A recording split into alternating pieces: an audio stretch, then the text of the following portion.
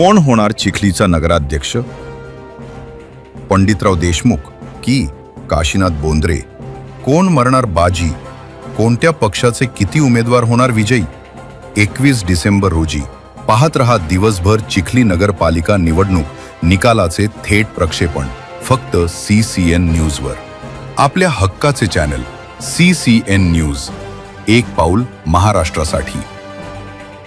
बुलढाणा जिल्ह्यातील विविध कारणांनी निलंबित 7 शिक्षकांना संग्रामपूर तालुक्यातील विविध शाळा हे मुख्यालय निलंबित काळासाठी देण्यात आले आहे.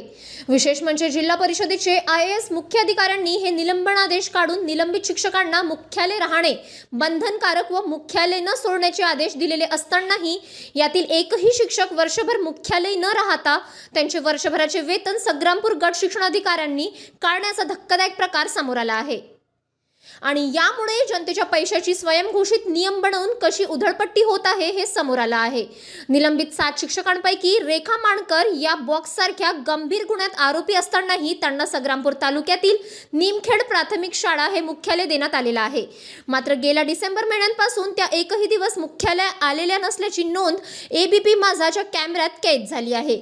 याबाबत संग्रामपूर पंचायत समितीच्या गट शिक्षणाधिकारी दीपक देवीदास ताले यांना विचारणा केली असता त्यांनी घोषित नियमच माध्यमांना सांगितले.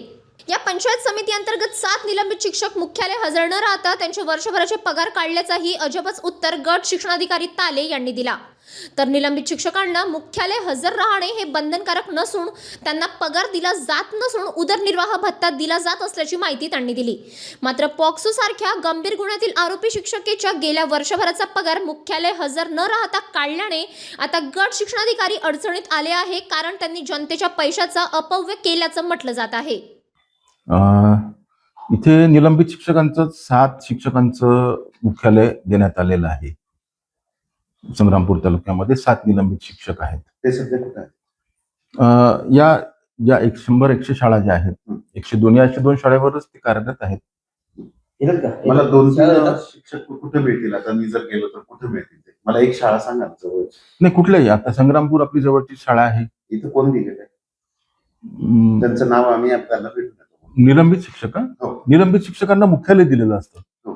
हा, पण त्यांना मग शाळा दिली असेल ना, तुम्ही ते काय करतायत सध्या? आहेत नाही, निलंबित शिक्षकांना उदरनिर्वाहासाठी फक्त शाळा दिलेली असते. त्यांनी निलंबन काळामध्ये शिकवण्याचं काम करणं अपेक्षित नसतं. ते आहेत सध्या? नाही, नसतं. मुख्यालय आहेत सध्या. आज त्यांची सही झाली का आजच्या तारखेला? नाही, निलंबित शिक्षकांना स्वाक्षरी करण्याची सुद्धा आवश्यकता नसते.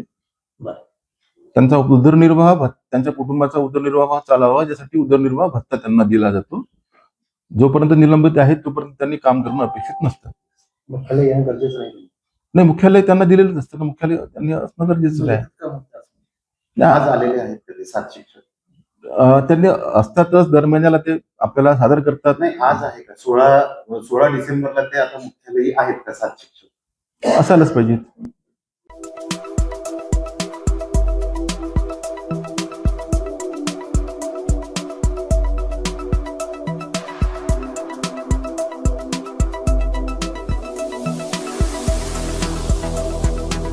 तसंच आपल्या भागातील महत्त्वाच्या बातम्या पाहण्यासाठी CCN न्यूज डेस्क चॅनलला सबस्क्राईब करा आणि बेल आयकॉन प्रेस करा.